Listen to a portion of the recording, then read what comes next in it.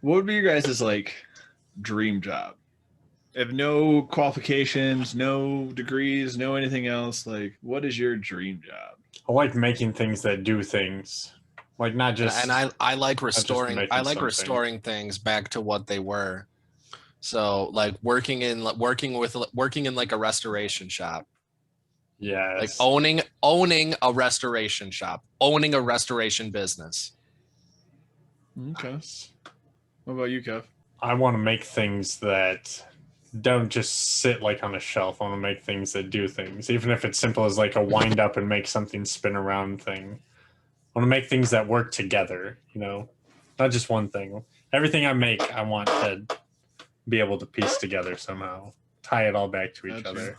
They all function as one whole unit or separately. You want to build like a giant robot. I guess, kind of. I just bought an anatomy book. Nice. Kev wants to own his own robotics company. I want to understand robotics, honestly. It's so interesting to me. For me, honestly, the thing that keeps rolling over my head, I'm like, there's got to be something grandeur that you want to do besides that. And it's as simple as I'd like to be like the handyman of a small town.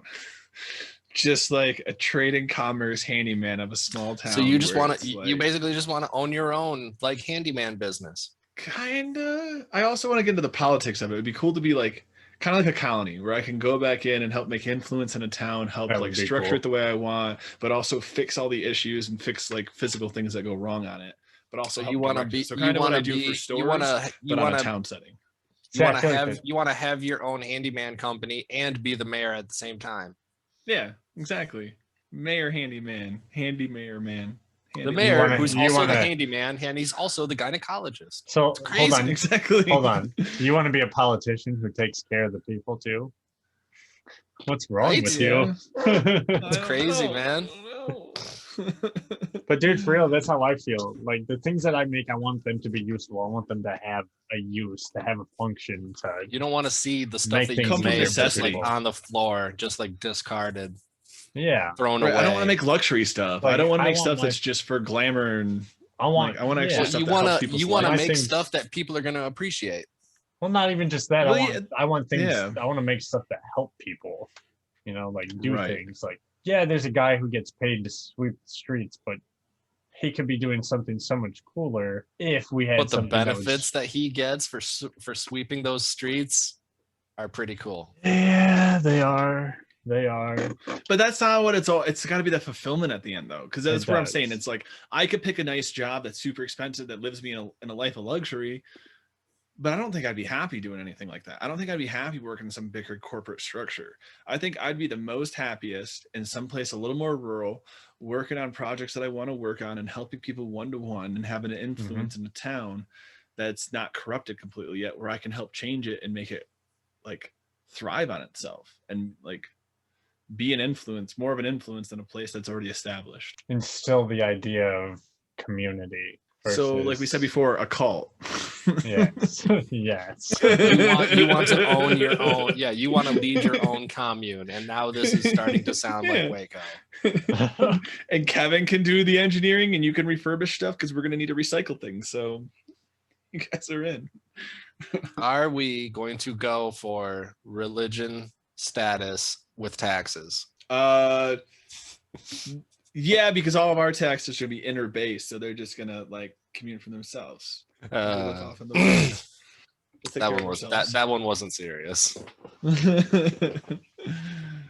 I guess there's been a couple communities that have tried that. Like that was the thing with Waco.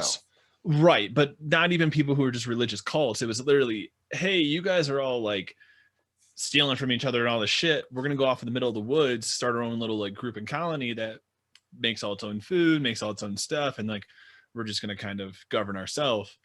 And most of the times when it happens, the government like comes in and says they're a cult, even when they're not doing cult. Yep, because they're opposing the other government. Right, because you're like, oh, we don't want that catching on to other people and them like hiding away out there. So they basically declare it as like don't rock the boat. Heresy. Right. Yes. Right. That's where I hate, man, that's scary to say that, but it's like that's gonna be like my downfall, is because it's like I'm gonna always try to rock the boat. When I see like injustice, like I don't care. I'd rather be persecuted for trying to fight for people than sit back and shut my mouth. Like, that's respectable. Huge, man. Huge, because there's not a lot of people that will do that, I feel like, these days. A lot of people will say they do that, I feel like, but not a lot of people actually will do that when it happens. Like the moment presents itself. I wouldn't be happy with myself if I didn't. I wouldn't be happy with myself any other moment of the day. And for me, I'm my worst critic. I'm like more of an asshole to myself about the things I don't do than anybody else. I'm the worst judge of myself. So no, as bad as anybody else can make me feel, I'll make myself feel 10 times worse. So if I can't sleep about it at night, like I got to do something about it when the time comes. I understand that, man. And especially like there'll be times that like stuff happens throughout your day that you're just like, oh, what if I did this, or what if I did that? Like that you could have altered like something that like you witnessed. Right. And I've had to push myself further with that because like there's so many things that I used to see and not call out because it's like, oh, well, I'm going to be interfering, or I'm going to be, and then I'm like, no, like if you were in that situation, you'd want someone to help you. You'd want someone to turn, like, that's where I try to put myself in now is like, how would I want somebody to act if I was in their situation? Instead of building this whole story in my mind of, oh, they don't need me, they probably already called somebody, or this is probably already handled, and all this other shit that I'm sorry, I disappeared for a minute. My mind tangented. We said something that made me think of something else. I mean, basically, he's just saying that like at all times he wants to be that vigilante.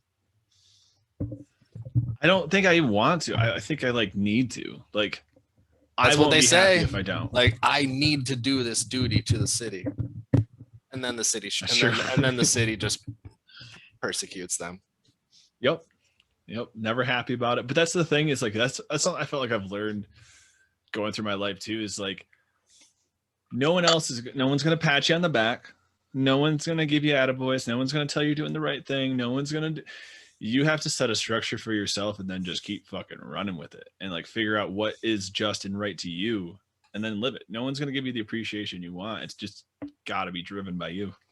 But what's just and right to you might not be just and right to somebody else, right?